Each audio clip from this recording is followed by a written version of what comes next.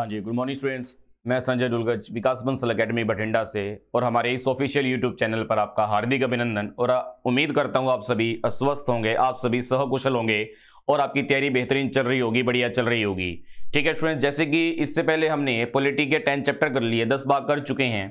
ठीक है, और जो लास्ट इससे जो हमें लास्ट भाग जो हमने किया था, ठीक है, प्रीवियस जो भाग हमने किया था उसके अंदर हमने कुछ एमसीक्यूज किए थे। ठीक है ना, तो एमसीक्यूज करने के बाद फिर से हम वापस हमारी जो सीरीज है उस पर थोड़ा फोकस करते हैं। ठीक है, हाँ जी, तो इस सीरीज को आप बढ़िया तरीके से समझने की कोशिश कीजिएगा। ठीक है, एग्जाम पॉइंट ऑफ व्यू से बड़ा ही इंपॉर्टेंट मैटर है ये। ठीक है, हाँ जी, तो आज देखिए, आज शुरुआत करते हैं हम सुप्रीम कोर्ट ऑफ इंडिया की। आज शुरुआत करते हैं हम सुप्रीम कोर्ट ऑफ इंडिया की। हाँ जी, सुप्रीम कोर्ट ऑफ इंडिया। ठीक है, सुप्रीम कोर्ट ऑफ इंडिया। अब सबसे पहले तो स्टूडेंट्स आपको क्वेश्चन ये आएगा कि भारत के अंदर जो न्याय व्यवस्था है, ठीक है ना, भारत के अंदर जो न्याय व्यवस्था है वो किस प्रकार की है। ठीक है, तो आप ये बोलोगे भारत के अंदर जो न्याय व्यवस्था है ना वो इंटीग्रेटेड है। ठीक है, तो सबसे पहले आएगा कि वो इंटीग्रेटेड है। अब इंटीग्रेटेड का मतलब क्या है? इंटीग्रेटेड का मतलब जो होता है अब होता है एकीकृत। ठीक है, अब एकीकृत का जो मतलब है वो समझिएगा। एकीकृत इंटीग्रेटेड का जो मतलब है वो समझिएगा आप। हाँ जी, सबसे पहले भारत के अंदर न्याय व्यवस्था की जो हाईएस्ट जो कोर्ट है वो है सुप्रीम कोर्ट। ठीक है, अब वो है सुप्रीम कोर्ट। और उसके बाद जो सेकंड नंबर पे आती है वो है हाई कोर्ट। जो हर एक राज्य के अंदर हाई कोर्ट होते हैं भारत के अंदर। ठीक है, भारत के अंदर जितने भी राज्य हैं सबका क्या है, एक अपना हाई कोर्ट है। ठीक है, हाँ जी, आगे देखिएगा, सुप्रीम कोर्ट के बाद आती है डिस्ट्रिक्ट कोर्ट। ठीक है, सुप्रीम कोर्ट के बाद हाई कोर्ट, हाई कोर्ट के बाद है डिस्ट्रिक्ट कोर्ट। ठीक है, डिस्ट्रिक्ट कोर्ट के अंदर एक कोर्ट आ जाती है जिसे कहा जाता है सबॉर्डिनेट कोर्ट। ठीक है, जिसे कहा जाता है सबॉर्डिनेट कोर्ट। और सबॉर्डिनेट कोर्ट का जो दूसरा नेम है उसे कहा जाता है लोअर कोर्ट। ठीक है, सबॉर्डिनेट को ही क्या कह सकते हैं, लोअर कोर्ट कहा जाता है। ठीक है ना, हाँ जी, तो ये समझे होंगे कि अब सबसे पहले क्वेश्चन ये आएगा सुप्रीम कोर्ट जो है भारत के अंदर जो है न्याय व्यवस्था, ठीक है, वो किस प्रकार है, तो आप बोलोगे इंटीग्रेटेड। इंटीग्रेटेड का मतलब एकीकृत। ठीक है, अब देखिए समझिए एकीकृत का मतलब क्या है। अब जैसे जो भारत के अंदर जो कोर्ट है सबसे हाईएस्ट पे है वो है सुप्रीम कोर्ट। ठीक है, वो है सुप्रीम कोर्ट। अगर यहां पर कोई रूल फॉलो होता है या नया रूल बनता है कानून के रिगार्डिंग, ठीक है, वही रूल हाई कोर्ट को फॉलो करना पड़ेगा। ठीक है, और वही रूल डिस्ट्रिक्ट कोर्ट को फॉलो करना पड़ेगा। ठीक है ना, और कोई भी एक दूसरे के खिलाफ नहीं चल सकते। ठीक है, कोई भी एक दूसरे के खिलाफ नहीं चल सकते और एक दूसरे से मिलके, ठीक है, किसी के विरुद्ध नहीं चलना, एक दूसरे से मिलकर किया हुआ काम, ठीक है, सुप्रीम कोर्ट का, हाई कोर्ट का और डिस्ट्रिक्ट कोर्ट का अगर एक दूसरे के साथ मिलकर करते हैं, ठीक है, तो ऐसे में क्या कहा जाता है, इसे इंटीग्रेटेड कहा जाता है, एकीकृत कहा जाता है। ठीक है, तो यही क्वेश्चन बनता है कि भारत के अंदर जो न्याय व्यवस्था है वो किस प्रकार है, तो आप बोलोगे एकीकृत, आप बोलोगे इंटीग्रेटेड है। ठीक है, अभी हमने समझा कि इंटीग्रेटेड क्या होता है। ठीक है, चलो स्टूडेंट्स अब आगे बढ़ते हैं। हाँ जी, नेक्स्ट देखिएगा आप।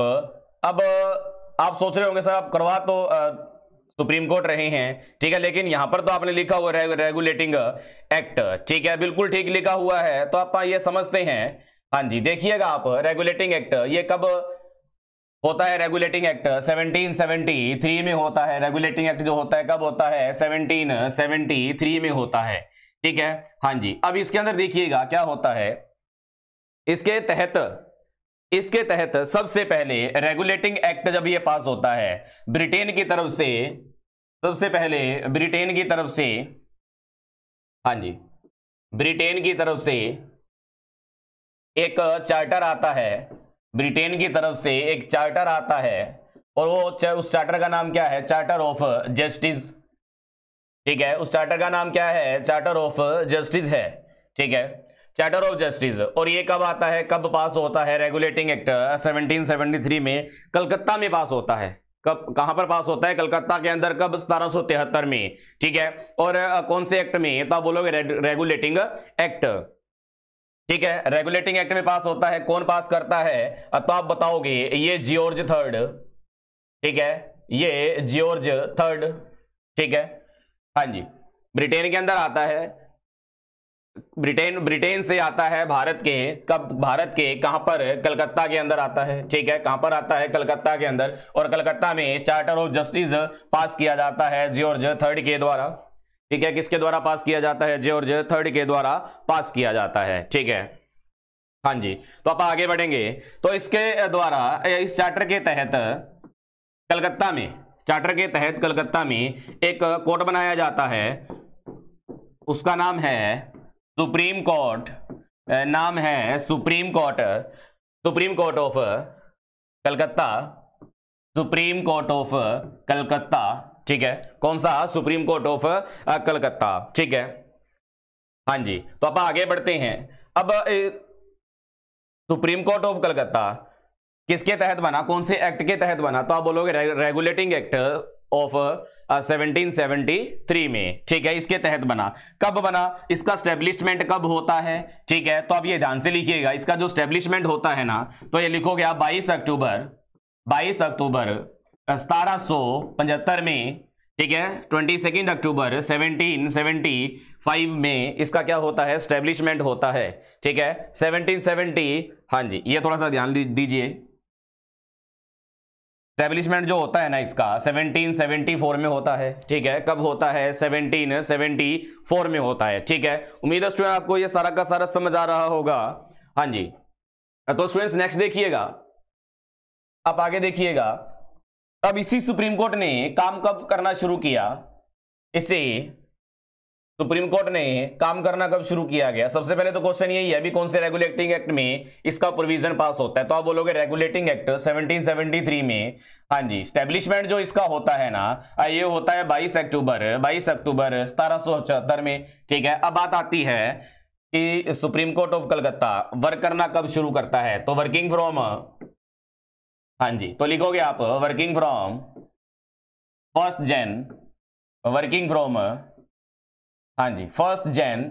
जनवरी 1775 को ये काम करना शुरू करता है। ठीक है, 1 जनवरी, ये काम कब शुरू करता है, 1 जनवरी 1775 में ये काम करना शुरू करता है। ठीक है, हाँ जी स्टूडेंट्स, अभी तक हमने ये पढ़ा कि 1773 रेगुलेटिंग एक्ट में ये ब्रिटेन के अंदर एक चार्टर आता है। उस चार्टर को किस नेम से जाना जाता है, चार्टर ऑफ जस्टिस के नेम से। कौन पास करता है, तो जॉर्ज थर्ड पास करता है। ठीक है, भारत के अंदर, गुलाम भारत के अंदर उस न्याय व्यवस्था को बढ़िया बनाने के लिए ये चार्टर पास किया जाता है। उस चार्टर के तहत, चार्टर ऑफ जस्टिस के तहत कोर्ट स्टैब्लिश किया जाता है। अब वो है सुप्रीम कोर्ट ऑफ कलकत्ता। ठीक है, स्टैब्लिशमेंट कब होता है, 1774 में होता है। ठीक है, एग्जैक्ट डेट पूछ ली जाए तो आप बोलोगे 22 अक्टूबर।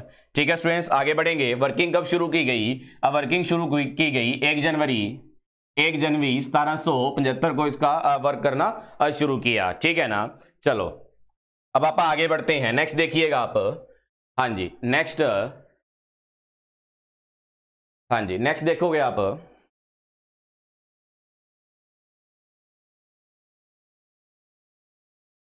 अब इसके बाद ये बात आती है कि भारत के अंदर जो जुडिशरी है, जो न्याय व्यवस्था है, एक तो इंटीग्रेटेड है। ठीक है, एक तो इंटीग्रेटेड है, और दूसरा आप ध्यान दीजिएगा कि जो यूएसए के अंदर है ना, जो यूएसए के अंदर है, अब वो जो कोर्ट है, अब वो है फेडरल। ठीक है, जो कोर्ट है ना, अब वो है फेडरल। ठीक है, और जो इंडिया के अंदर है, वो यूनियन है। ठीक है, अब वो कौन सी है, यूनियन। इसका मतलब समझते हैं, फेडरल का मतलब क्या है कि यूएसए के अंदर जो कोर्ट है, अब वो हर एक यूएसए के हर एक राज्य के अंदर, हर एक प्रांत के अंदर, हर एक स्टेट के अंदर क्या है, फेडरल कोर्ट है। ठीक है, और भारत के अंदर हर एक स्टेट, हर एक प्रांत, हर एक राज्य के अंदर एक हाई कोर्ट है। और उस हाई कोर्ट से अगर कोई कानून व्यवस्था बिगड़ती है, या भारत के किसी नागरिक, कोई भी नागरिक उस हाई कोर्ट की कानून जो डिसीजन है उससे खुश नहीं है, संतुष्ट नहीं है, सेटिस्फाइड नहीं है, तो वो आगे जो बात रखेगा उस हाई कोर्ट के खिलाफ बात रख सकता है, तो वो रखेगा सुप्रीम कोर्ट में। ठीक है, मतलब हाई कोर्ट से भी ऊपर की जो कोर्ट है वो सुप्रीम कोर्ट है। लेकिन यूएसए के अंदर ऐसा बिल्कुल नहीं है, सिर्फ और सिर्फ राज्य के अंदर क्या है, फेडरल कोर्ट है, मतलब उससे ऊपर कोई भी वहां पर कोर्ट नहीं है, ठीक है ना। तो ये क्या है, एक फेडरल कोर्ट। भारत के अंदर यूनियन का कोर्ट का मतलब आप समझ गए होंगे, ठीक है। हाँ जी, तो ये यूएसए के अंदर है, मतलब सिर्फ और सिर्फ स्टेट में है। और इंडिया के अंदर, भारत के राज्य के अंदर तो है ही, लेकिन एक सेंटर की भी है, ठीक है ना। सेंटर की जो है वो सुप्रीम कोर्ट कहते हैं उसे, ठीक है स्टूडेंट्स। हाँ जी, सुप्रीम कोर्ट कहा जाता है। नेक्स्ट देखिएगा आप। हाँ जी, तो आप नेक्स्ट देखिएगा।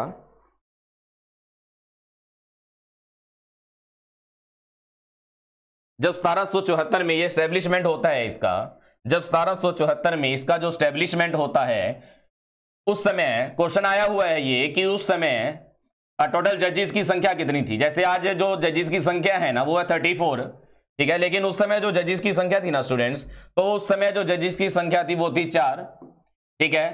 4 थी, 4 में से कौन था, चीफ जस्टिस था, ठीक है। 4 में से कौन था, चीफ जस्टिस था, ठीक है। और 3 कौन थे, 3 थे अदर जजेस, ठीक है। 3 कौन थे, अदर जजेस, ठीक है। तो अब बात कर लेते हैं, ये जो एक जज, एक चीफ क्या था, चीफ जस्टिस था, चीफ जस्टिस ऑफ, आप ये बोल सकते हैं सुप्रीम कोर्ट ऑफ कलकत्ता, ठीक है। तो उसका नाम देखिएगा आप। हाँ जी, नाम है उसका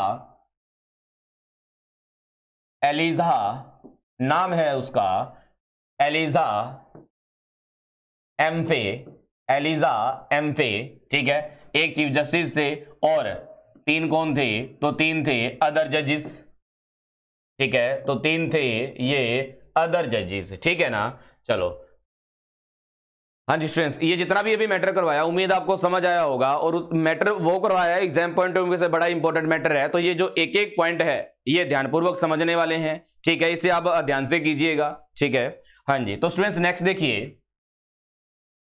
हाँ जी, तो ये नेक्स्ट है।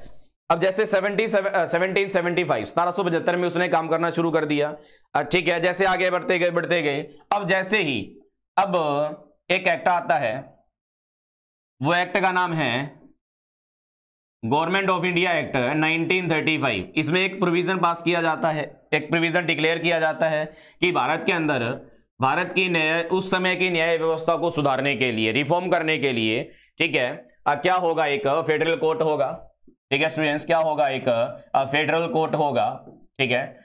क्या होगा, फेडरल कोर्ट, ठीक है। किस लिए होगा, इसकी न्याय व्यवस्था को सुधारने के लिए, भारत के अंदर जो न्याय व्यवस्था उसे सुधारने के लिए कोर्ट होगा, और उस कोर्ट का नाम है फेडरल कोर्ट, ठीक है।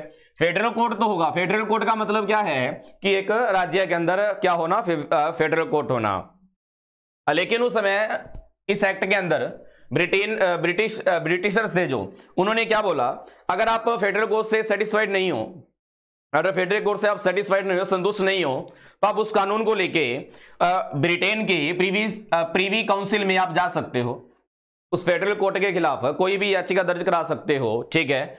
कहां पर, ब्रिटेन के अंदर है प्रीवी काउंसिल, ठीक है ना। लेकिन वैसे नहीं है, लेकिन उस समय इन्होंने प्रोविजन पास किया कि आप अगर फेडरल कोर्ट से संतुष्ट नहीं हो, तो आप इससे भी ऊपर आपके लिए एक कोर्ट बना दी गई है, जिस कोर्ट का नाम है प्रीवी काउंसिल, ठीक है ना। तो आप वहां पर इसकी शिकायत दर्ज कर सकते हो, या इसे जिस ये जो डिसीजन है फेडरल कोर्ट का उससे असंतुष्ट हो, सेटिस्फाइड नहीं हो, तो उसके लिए आप अपना पक्ष रख सकते हो। इससे भी ऊंची जो कोर्ट है उसे कहा गया प्रीवी काउंसिल, ठीक है ना। ये थोड़े टाइम के लिए ब्रिटिशर्स ने इंडियन के लिए, भारतीयों के लिए क्या एक अपनी तरफ से एक छूट दे दी थी, ठीक है।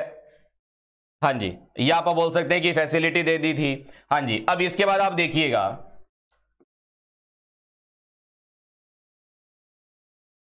एक्ट 1935 के तहत, ठीक है, एक्ट 1935 के, तो 1935 में तो ये पास हुआ था, ठीक है। हाँ जी, अब 1937 में एस्टेब्लिशमेंट होता है। एस्टेब्लिशमेंट कब होता है, 1 अक्टूबर 1937 किसका एस्टेब्लिशमेंट होता है स्टूडेंट्स, तो आप लिखिएगा, ये एस्टेब्लिशमेंट होता है फेडरल कोर्ट का, ठीक है। फेडरल कोर्ट का एस्टेब्लिशमेंट जो होता है कब होता है, 1 अक्टूबर 1937 में होता है, ठीक है ना। हाँ जी, अब यहां से क्वेश्चन ये बनेगा कि जब ये एस्टेब्लिशमेंट होता है उस समय chief justice of federal court, chief justice of federal court कौन था, ठीक है। हाँ जी, तो आप लिखिए सर हाँ जी, लिखिए आप सर मॉरिस, हाँ जी लिखिए सर मॉरिस ग्वेयर, ठीक है, ये क्या थे उस समय chief justice of federal court, ठीक है, कौन थे chief justice of federal court, ठीक है ना। हाँ जी, तो अपन आगे बढ़ते हैं। हाँ जी, अभी तक हमने किया फेडरल कोर्ट का जो प्रोविजन पास होता है कब होता है 1935 एक्ट में, भारत के 1935 एक्ट में, ठीक है। हाँ जी, 1935 एक्ट में होता है और ये स्टैब्लिशमेंट 1935 के तहत होता है, लेकिन स्टैब्लिशमेंट होता कब है 1 अक्टूबर 1937 में, किस नेम से, फेडरल कोर्ट के नेम से, ठीक है। चलो अब आगे बढ़ते हैं। और उस समय जो chief justice of federal court था वो कौन था, सर मॉरिस, हाँ जी सर मॉरिस ग्वेयर थे, ठीक है। चलो आगे बढ़ते हैं भाई, नेक्स्ट देखिएगा। हाँ जी, तो आप नेक्स्ट देखिए, इसके बाद बात करेंगे सुप्रीम कोर्ट की। सुप्रीम कोर्ट ऑफ इंडिया आजाद भारत के बाद, ठीक है, जैसे 1950 तक फेडरल कोर्ट चला, लेकिन 28 जनवरी 1950 में आजाद भारत में एक फेडरल कोर्ट जो था फेडरल कोर्ट ऑफ इंडिया, उसका आप ये मान सकते हो कि रीनेम किया गया, या ये भी बोल सकते हो कि उसको मतलब खत्म करने के बाद एक सुप्रीम कोर्ट ऑफ इंडिया बनाया गया। और सुप्रीम कोर्ट ऑफ इंडिया जो है भारत के कौन से आर्टिकल से शुरू होता है, 124 से और 147, मतलब 124 से 147 के बीच में भारत की जितनी भी न्याय व्यवस्था है सारे के उनका सुप्रीम कोर्ट के बारे में जो बताया हुआ है सारा का सारा बताया हुआ है, ठीक है ना। तो आइए आप समझते हैं। एक तो सुप्रीम कोर्ट जो भारत की न्याय व्यवस्था इंटीग्रेटेड है, ठीक है। हाँ जी, सुप्रीम कोर्ट के बारे में जो आर्टिकल बताया वो कौन सा 124 से 147 है, ठीक है, 124 से 147 है, ठीक है। हाँ जी, इसके बाद आप करेंगे हाई कोर्ट, तो हाई कोर्ट का भी एक बार आप जान लीजिए। हाँ जी, 214 से 231 आर्टिकल है, ठीक है, 214 से 231 आर्टिकल है, ठीक है। हाँ जी, उसके बाद हम करेंगे डिस्ट्रिक्ट कोर्ट, तो डिस्ट्रिक्ट कोर्ट का जो आर्टिकल है ना वो है 233 से 237 है, ठीक है, 233 से 237 है, ठीक है स्टूडेंट्स। तो आप आगे बढ़ते हैं, नेक्स्ट देखिएगा।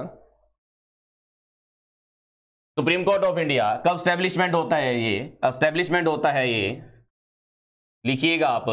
हाँ जी, 28 जैन 1950 में, ठीक है, 1950 में इसका स्टैब्लिशमेंट होता है। और इसका जो हेडक्वार्टर बनाया गया, कहां पर बनाया गया, तो आप लिखोगे नई दिल्ली, तो ये बनाया गया नई दिल्ली, ठीक है। और तिलक रोड, ठीक है, क्या बोलोगे आप, तिलक रोड, हेडक्वार्टर कहां पर है इसका, तिलक रोड, नई दिल्ली के तिलक रोड पर इसका क्या है, हेडक्वार्टर, ठीक है स्टूडेंट्स। सुप्रीम कोर्ट का स्टैब्लिशमेंट होता है 1950 में, ठीक है, हेडक्वार्टर कहां पर है, नई दिल्ली के अंदर है, ठीक है ना। हाँ जी, चलो आगे देखिएगा। नेक्स्ट है कि इसका जो पहला सुप्रीम कोर्ट का जो पहला जो चीफ जस्टिस बना, मुख्य न्यायाधीश बना, तो वो कौन बना, तो आप लिखोगे एच.जे. कानिया, ठीक है, एच.जे. कानिया या हीरालाल कानिया, ठीक है। हाँ जी, लिखिए आप first chief justice of India, first chief justice of India,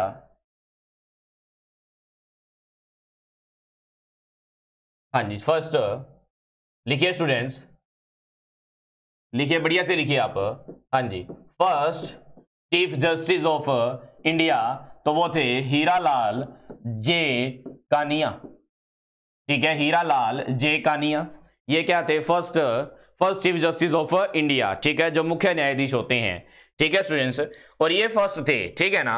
हाँ जी, वर्तमान की बात करते हैं, एट प्रेजेंट जो करंट में है, तो वो है 50th, ठीक है, वो है 50th 50वें CJI chief justice of India, मुख्य न्यायाधीश, ठीक है।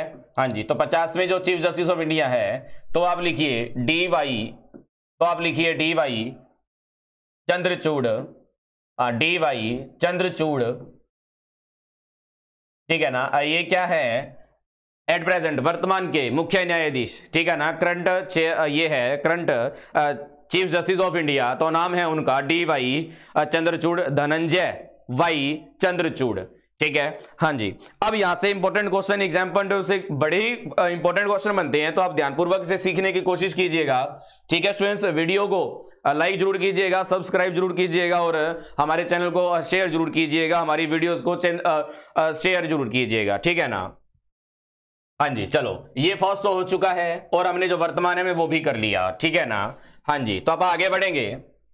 अब देखिए इंपॉर्टेंट क्वेश्चन यहां से क्या बनेगा कि जब इसका स्टैब्लिशमेंट होता है 28 जनवरी 1950 में, अब उस समय इसके जो जजेस, टोटल जजेस की पूछा जाए, टोटल जजेस हैं 8। टोटल जजेस कितने थे स्टूडेंट्स? 8 थे, ठीक है ना। 8 में से एक क्या था? चीफ जस्टिस ऑफ इंडिया, और जो बाकी जो 7 हैं, बाकी जो 7 हैं वो क्या थे? अदर जजेस, ठीक है स्टूडेंट्स, वो क्या थे? अदर जजेस, ठीक है, वो क्या थे? अदर जजेस, ठीक है। अब यहां से और इंपॉर्टेंट क्वेश्चन क्या बनेंगे, थोड़ा सा ध्यानपूर्वक देखिएगा आप। हाँ जी, 8 कब थे? 1950 में। कितने थे स्टूडेंट्स? 8 थे, ठीक है। हाँ जी, इसमें जो ये एक सीजीआई था ना, वो कौन सा था? वो था हीरालाल जे कानिया, जो हमने अभी किया है, ठीक है ना। हाँ जी, अब जैसे संख्या बढ़ते बढ़ते आज इन 8 की जो संख्या है वो कितनी हो चुकी है? 34 हो चुकी है, 34 हो चुकी है, ठीक है। हाँ जी, तो देखते हैं कब कब कितनी कितनी संख्या में ये बढ़ते हैं, ठीक है ना। हाँ जी, तो आप देखिए 1950 में थे ये 8 से कितनी होती है? 8 से इन जजेस की संख्या होती है 11। हमेशा स्टूडेंट्स अगर ये पूछे ना, ये आपको बोला जाए कि जजेस की संख्या बताइए, तो जजेस हमेशा वो क्या पूछेगा? टोटल की पूछेगा, जिसमें चीफ जस्टिस ऑफ इंडिया भी होगा और जिसमें अदर जजेस भी होंगे। अगर उसने कुछ अलग पूछना है तो वो मेंशन करेगा कि वो चीफ जस्टिस ऑफ इंडिया बताइए, ठीक है। और या फिर 7 जो अदर जजेस होते हैं, अब वो कितने होते हैं? जब का ही पूछे, पहला का पूछ रहे तो पहला 7 अदर जजेस बताओगे। एट प्रेजेंट जो अदर जजेस हैं वो कितने बताओगे? 33 बताओगे, ठीक है। पहले 8 से कितने होते हैं? 11 होते हैं, ठीक है स्टूडेंट्स। उसके बाद 1950 के बाद कितने होते हैं? 1956 होते हैं। कितने होते हैं? 1956 होते हैं। और 11 के बाद ये कितने होते हैं? 14, ठीक है। 11 के बाद कितने होते हैं? 14 होते हैं। और कब होते हैं? 1960 में होते हैं, ठीक है स्टूडेंट्स। कब होते हैं ये? 1960 में होते हैं, ठीक है। हाँ जी, उसके बाद आप लिखोगे कि ये 18 होते हैं। 18 कब होते हैं? 1977 में होते हैं। कब होते हैं? 1977 में होते हैं, ठीक है। 18 के बाद ये कितने होते हैं? 26। और ये 26 कब होते हैं स्टूडेंट्स? तो आप ये बढ़िया से याद कीजिएगा, अब 1986 में होते हैं, ठीक है। याद करने का सही तरीका क्या है? टोटल ये कितने हो चुके हैं? 26। अब इसी से बिल्कुल मैच करेगा 26 86, 26 ठीक है ना। तो इस तरह आप इससे रिलेट करके बढ़िया ढंग से आप याद कर सकते हो, ठीक है। हाँ जी, ये 26 हो चुके हैं। इसके बाद ये होते हैं 31, ठीक है। तो ये 31 कब होते हैं? तो ये होते हैं 2009 में होते हैं, ठीक है। कब होते हैं स्टूडेंट्स? 2009 में होते हैं, ठीक है। हाँ जी, अब ये 31 से कितने होते हैं? ठीक है, अब ये कितने होते हैं 31 से? तो स्टूडेंट्स 31 से, ठीक है, 31 से ये कितने हो जाते हैं? 34 होते हैं, ठीक है। ये 34 कब होते हैं? 2019 में होते हैं, ठीक है स्टूडेंट्स। 34 कब होते हैं? 2019 में होते हैं। पहले कितने थे?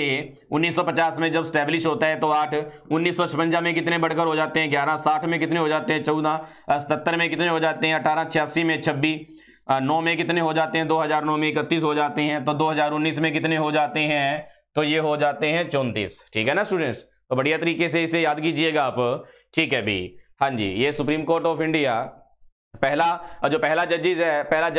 चीफ जस्टिस ऑफ इंडिया है वो कौन है? एच.जे. कानिया, ठीक है ना। कौन है? एच.जे. कानिया, ठीक है। और वर्तमान के अंदर जो है वो कौन है? वर्तमान के डी.वाई. चंद्रचूड़, ठीक है, ठीक है भी। हाँ जी, अब आप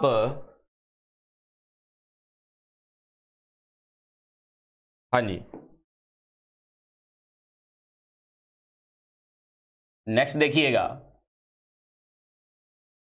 अभी तक हमने किए जो स्टैब्लिशमेंट हुआ जब 1950 में, टोटल कितने जजेस थे?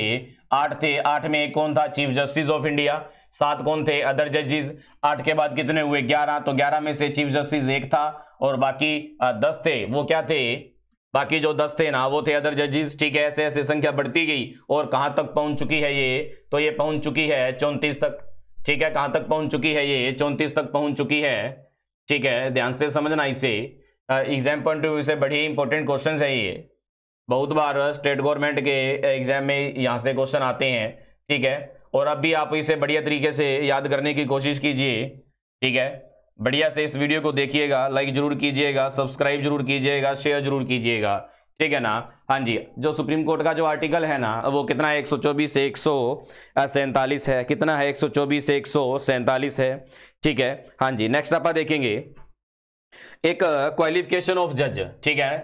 हाँ जी, आप देखेंगे क्वालिफिकेशन ऑफ जज, या आप बोल सकते हैं एलिजिबिलिटी, ठीक है, या आप बोल सकते हैं एलिजिबिलिटी, एलिजिबिलिटी, ठीक है, एलिजिबिलिटी ऑफ जजेस, ठीक है, एलिजिबिलिटी ऑफ जजेस। तो ये एलिजिबिलिटी जो है ना 124, ठीक है, 124 सी में है, ठीक है, 124 सी में है एलिजिबिलिटी ऑफ जजेस। सबसे पहले तो ये होना चाहिए कि इसकी जो फर्स्ट एलिजिबिलिटी है वो कौन सी है, तो वो है जैसे प्रेसिडेंट की थी citizen of India, vice president की थी सिटीजन ऑफ इंडिया, हर एक जैसे इनकी जो एलिजिबिलिटी होती है फर्स्ट वो कौन सी होती है, सिटीजन ऑफ, हाँ जी, सिटीजन ऑफ वो होती है इंडिया, ठीक है, सिटीजन ऑफ इंडिया, ठीक है। उसके बाद आप देखिएगा, हाँ जी, उसके बाद क्वालिफिकेशन ऑफ जज, उसके बाद आप देखिए कि उसका 5 वर्षों तक हाई कोर्ट में, सेकंड देखिए कि 5 वर्षों का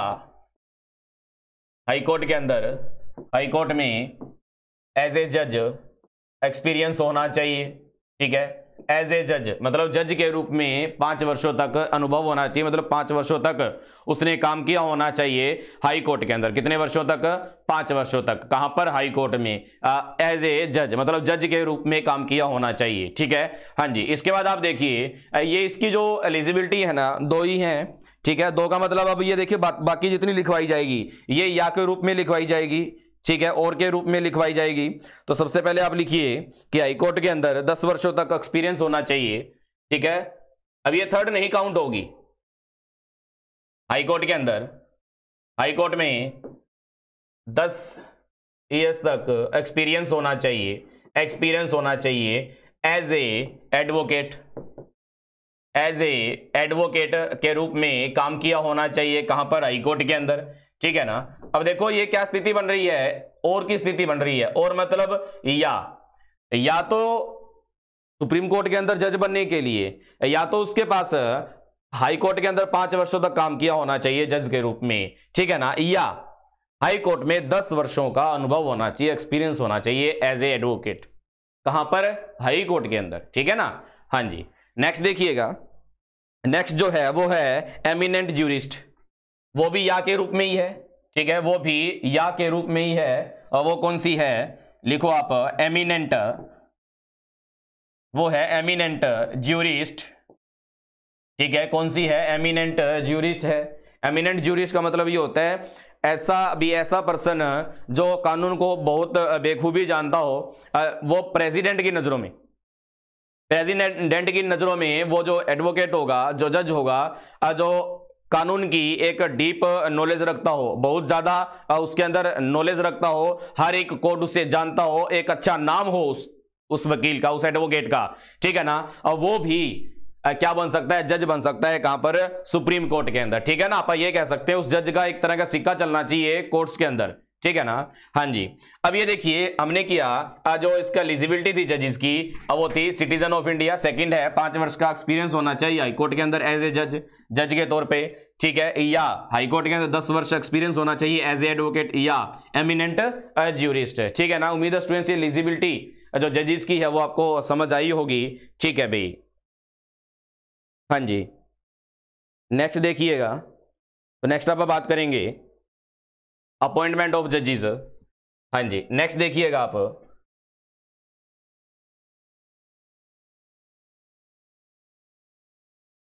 अपॉइंटमेंट ऑफ जजेस लिखिए आप भी, जजेस को अपॉइंट जो करते हैं कौन करते हैं, ठीक है, फटाफट से लिखिए।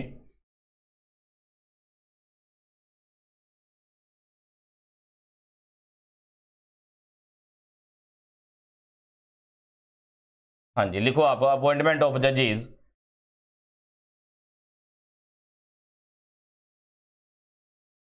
अपॉइंटमेंट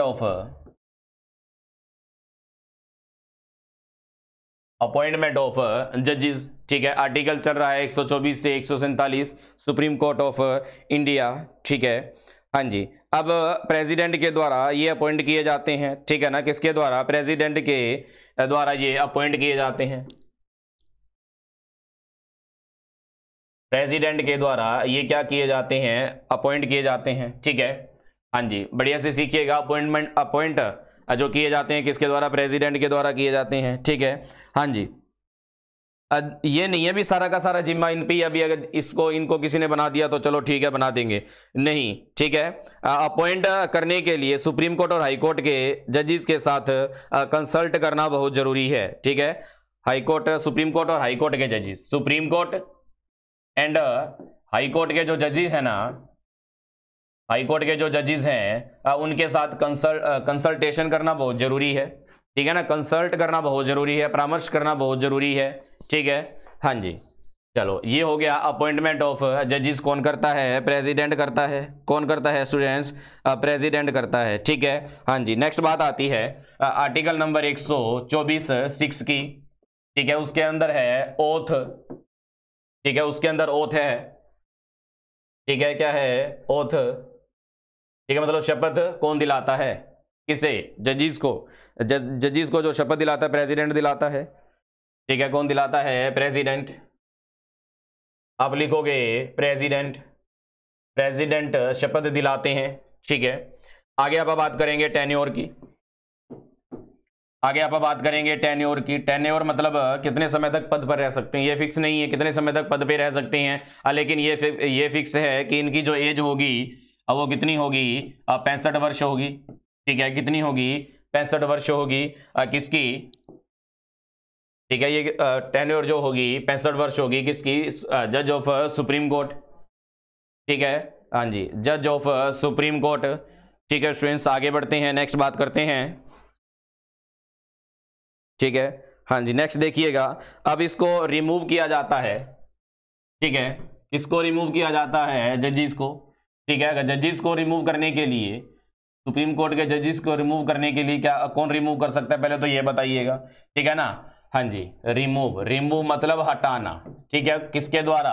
ये प्रेसिडेंट इन्हें रिमूव कर सकता है, मतलब हटा सकता है, ठीक है। अब कैसे हटा सकता है वो देखिएगा। एक प्रस्ताव पारित होता है पार्लियामेंट के अंदर, ठीक है ना। पार्लियामेंट के अंदर प्रस्ताव पारित होता है, लेकिन उस प्रस्ताव पास करने के लिए लोकसभा के अंदर उस प्रस्ताव पर कितने साइन जरूरी है? साइन का मतलब कितनी मेजोरिटी जरूरी है, कितना बहुमत जरूरी है, ठीक है ना। तो ध्यान से समझिएगा, वो जो बहुमत जरूरी है ना लोकसभा में, तो लोकसभा के अंदर कितने साइन होने चाहिए? मिनिमम 100 या 100 से ऊपर साइन होने चाहिए, ठीक है। कि इसको हम इन जजेस को रिमूव करना चाहते हैं, इसके पक्ष में है, इसके पक्ष में मतलब रिमूव करने के पक्ष में है, ठीक है। तो पक्ष में कितने होने चाहिए? 100 होने चाहिए।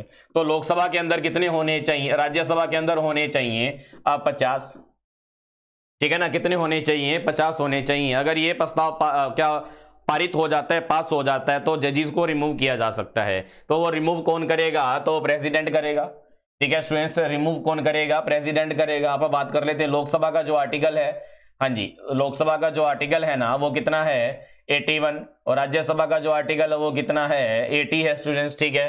हाँ जी, इसे क्या कहा जाता है? इसे फर्स्ट चैम्बर कहा जाता है। क्या कहा जाता है स्टूडेंट्स? फर्स्ट, हाँ जी, चैम्बर कहा जाता है, ठीक है।